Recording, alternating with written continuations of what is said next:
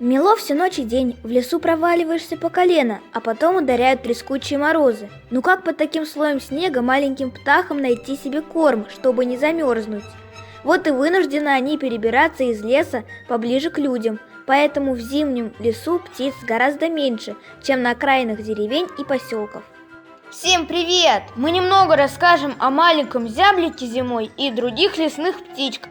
Хотя зяблики в большинстве своем перелетные птицы, некоторые остаются на зимовку. Две пары зябликов объединились в стайку и прилетают к нам на кормушку.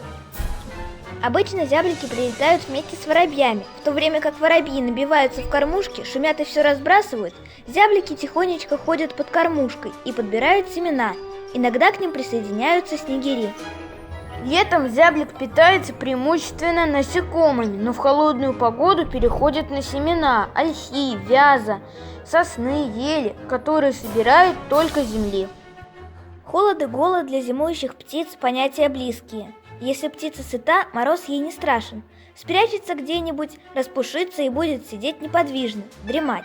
Может быть, именно те 10 семечек подсолнечника, которые птичка расклюет в вашей кормушке, спасут в мороз ей жизнь. Стайка чижей иногда залетает в сад. В лесу они едят еловые семена, а здесь им пришлись по вкусу семена туи. Во время кормежки чижи поднимают большой шум, поэтому издали обращают на себя внимание. В полете стая чижей похожа на темное движущееся облачко. А это уже другая стайка. Кто же летает возле конюшни?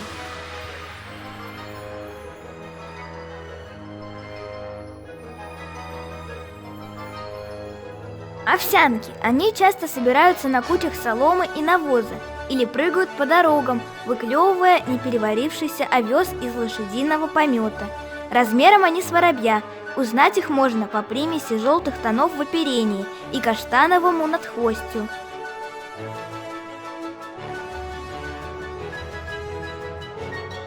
Зимой птицы путешествуют группами. Выживать в суровых условиях в одиночку непросто.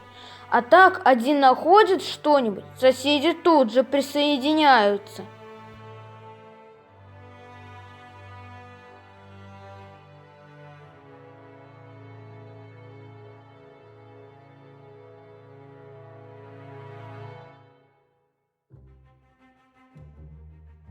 Холодно, голодно, да еще и болезни могут одолевать.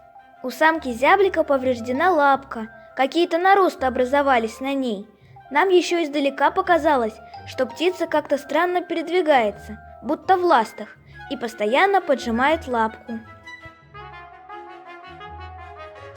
Опасности также подстерегают птиц на каждом шагу. Нужно быть бдительным, не ровен час попадешь кому-нибудь в когти. Семейка одичавших котов пришла к нам с соседней улицы, облюбовала себе место напротив кормушки. Это они узнали, что наш старичок Рейн, немецкая овчарка, умер, и поселились на участке. Мы сначала гоняли их, потом решили кормить, пока холодно, до отвала, чтобы они на птиц не охотились. А коты гуляют по участку, хулиганят, вкусно едят и все равно зло шипят на нас. Вот и не знаем, как их просить уйти. Может быть, вы нам подскажете? Пишите в комментариях, стоит ли таких котов прогонять. Еще один хищник не оставляет надежды поживиться. Ястреб облетает деревню в поисках добычи.